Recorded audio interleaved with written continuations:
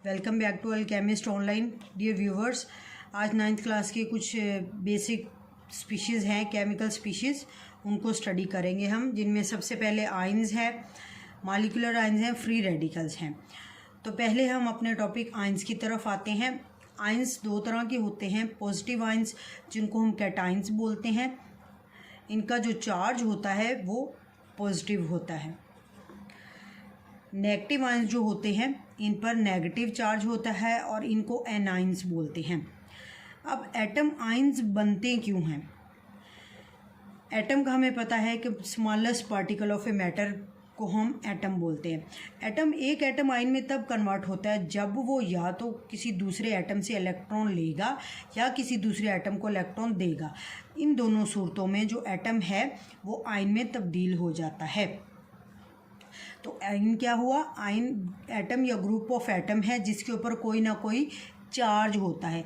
अब ये charge depend करता है कि उस एटम ने कितने इलेक्ट्रॉन लूज या गेन किए हैं। तो पहले हम पढ़ते हैं कैटाइन को। कैटाइन को पॉजिटिव आयन बोलते हैं। पॉजिटिव आयन तब बनता है जब कोई एटम या ग्रुप ऑफ एटम जो होते हैं उनके ऊपर पॉजिटिव चार्ज आता है। पॉजिटिव चार्ज कब आएगा?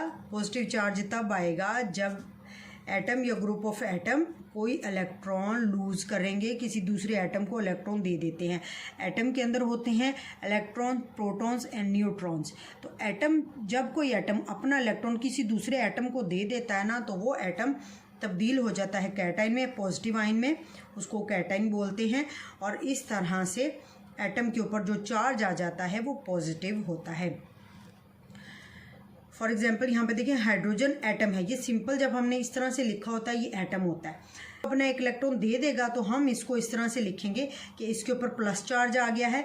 और प्लस चार्ज क्यों आया है? क्योंकि इसने अपना एक इलेक्ट्रॉन किसी दूसरे एटम को दे दिया है, अपना इलेक्ट्रॉन लूज कर दिया है। तो इस आयन को जिसके ऊपर प्लस चार्ज है इसको हम कैटाइन बोलते हैं। तो जितने भी आयंस होंगे जिनके ऊपर पॉजिटिव चार्ज होगा उनको हम कैटाइंस बोलेंगे।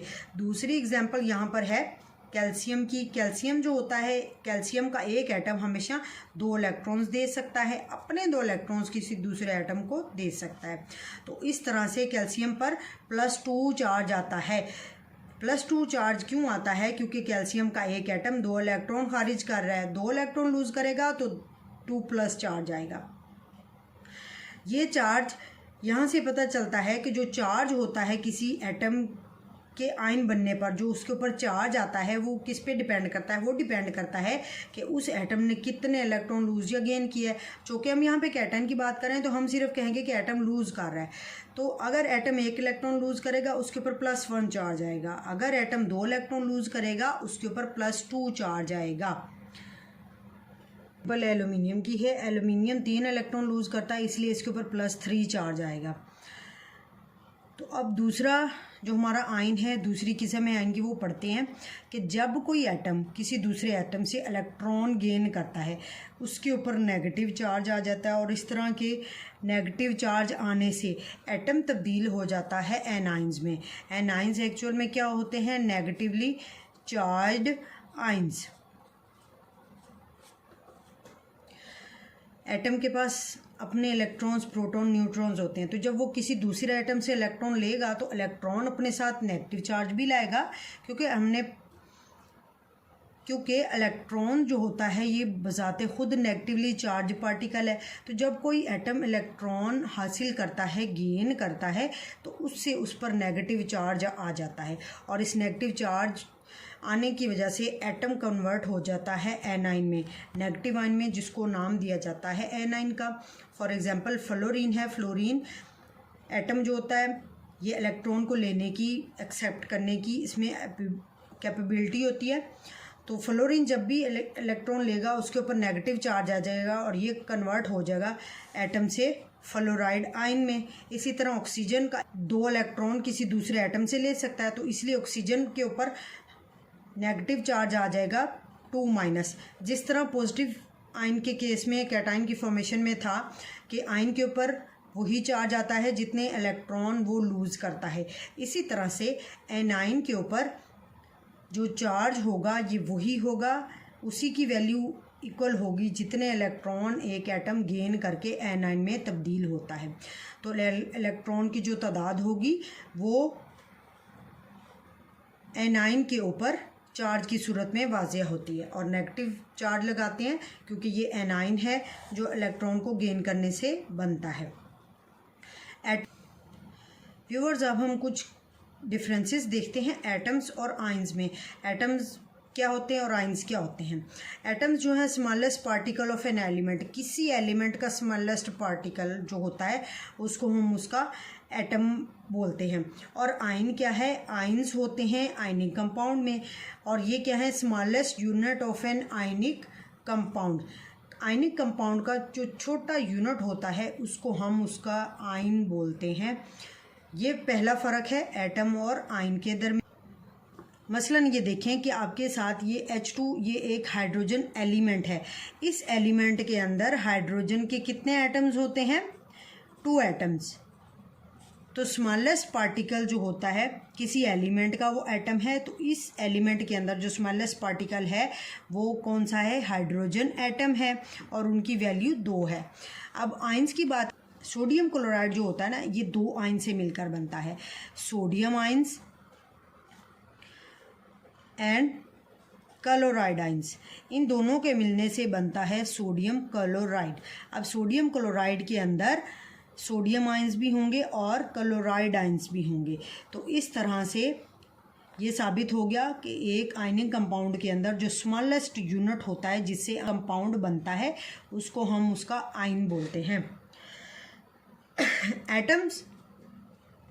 एटम्स जो हैं, बाज़ एटम आज़ाद रहना पसंद करते हैं, बाज़ एटम इंडिपेंडेंट एग्जिस्टेंस रखते हैं, लेकिन कुछ जो है वो इंडिपेंडेंट एग्जिस्टेंस नहीं रखते।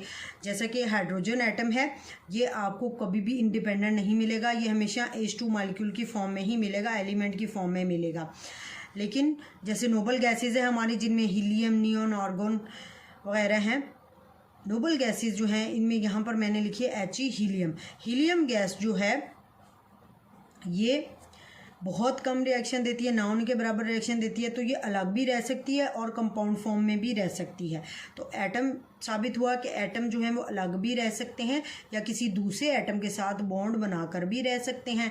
लेकिन जब हम बात करें आइंस की, तो आइंस जो होते हैं ये इंडिपेंडेंटली नहीं रह सकते क्योंकि इनके ऊपर चार्ज होता है। तो ये ज़रूरी होता है कि हर आइन अपने अपोजिटिवली चार्ज आइन से सराउंडेड हो। फॉर एग्जांपल सोडियम क्लोराइड में 2 तरह के आइंस हैं, sodium ions and chloride ions. तो इसका जब स्ट्रक्चर देखें ना, तो सोडियम आइन पॉजिटिव होता है, क्लोराइड आइन नेगेटिव होता है।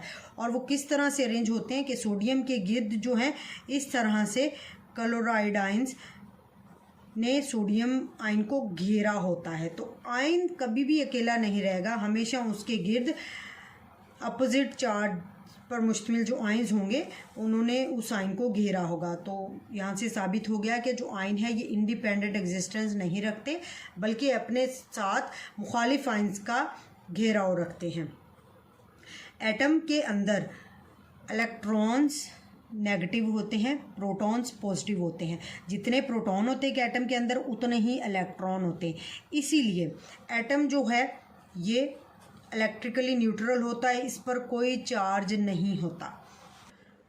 इलेक्ट्रिकली न्यूट्रल हो गया एटम क्योंकि उसके अंदर प्रोटॉन और इलेक्ट्रॉन की तादाद बराबर है। पॉजिटिव आइन वाले प्रोटॉन होते हैं, नेगेटिव आइन वाले इलेक्ट्रॉन होते हैं, दोनों की तादाद बराबर होने की वजह से एटम इलेक्ट्रिकली न्यूट्रल होता है, उस पर कोई चार्ज नहीं होता, ज़ीरो चार्ज होता है एटम के ऊपर। अगर हम बात करें आइन की, तो आइन के ऊपर कोई चार्ज होता है। आज के लेक्चर में हमने सीखा कि कैटाइन के ऊपर पॉजिटिव चार्ज होता है और आयनाइन के ऊपर नेगेटिव चार्ज होता है। इसलिए आइन के ऊपर, आइन की ये शनाख्त है कि उसके ऊपर हमेशा चार्ज लिखा होगा। जैसे यहाँ पे सोडियम आइन है +1, क्लोराइड आइन है इसके ऊपर -1 चार्ज होता है, मैग्नीशियम के कैल्शियम का +2 होता है एंड एक्सेट्रा।